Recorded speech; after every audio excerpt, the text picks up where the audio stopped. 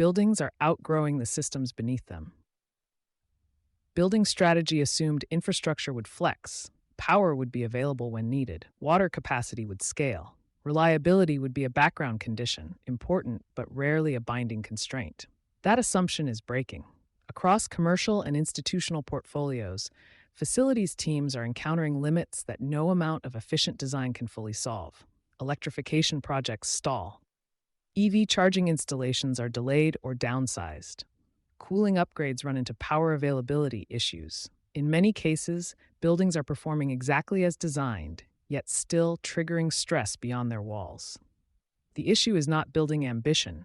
It is infrastructure capacity that was never designed to absorb the load now being placed on it. When building performance depends on external capacity, energy-efficient buildings increasingly rely on systems that draw more electricity, not less. Heat pumps replace gas boilers. On-site electrification displaces fossil fuels. Data and digital systems expand. EV charging moves from pilot to expectation. Individually, these upgrades make sense. Collectively, they push demand into places where infrastructure margins are thin. For decades, grid planning assumed slow, predictable growth. Data from the USC Energy Information Administration, EIA, shows that assumption no longer holds, as electrification, data center expansion, and transportation loads drive new demand patterns that legacy systems were never sized to absorb. Facilities teams are discovering that a building's ability to operate as intended now depends as much on upstream conditions, substation capacity, feeder availability, interconnection timelines, as on what sits inside the mechanical room. When those external systems cannot respond quickly, building performance becomes constrained by factors outside the facility's direct control. Electrification is exposing assumptions that no longer hold. Electrification strategies often assume that capacity will be available when projects reach execution. In reality, that availability is becoming uneven and increasingly uncertain. Research from the International Energy Agency, IEA, and the U.S. Department of Energy, DOE, shows that large-scale building electrification does not simply reduce emissions, it reshapes demand. In many regions, heat pump adoption shifts peak load toward winter or shoulder seasons, placing new stress on systems historically built for summer peaks. In some markets, utilities are prioritizing reliability and resilience over incremental new load. Facilities teams may receive approval to proceed with electrification, only to learn later that service upgrades are delayed or conditional. The result is a growing gap between what buildings are technically capable of doing and what infrastructure can support at scale. Why efficient buildings are still creating system stress. Efficiency has long been framed as a way to reduce strain on systems. But today's efficiency measures often shift when and where energy is consumed, rather than eliminating demand entirely. High-performance buildings can concentrate loads, introduce new peaks, or increase dependence on electricity during extreme weather events. When many buildings pursue similar upgrades simultaneously, localized infrastructure stress compounds quickly. EV charging illustrates the problem clearly. While total energy use may remain manageable at a regional level, clustered charging at commercial sites frequently exceeds local transformer and feeder capacity.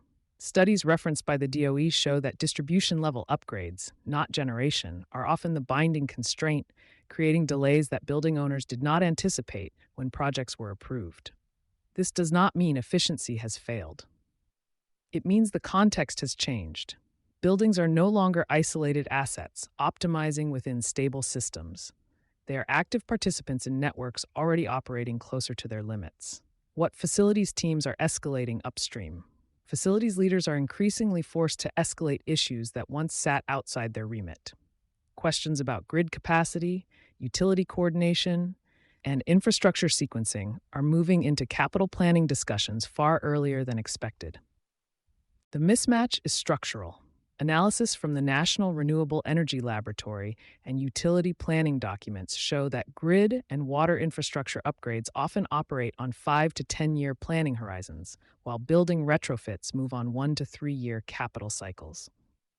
Facilities teams are now managing the risk created by that timing gap in real time.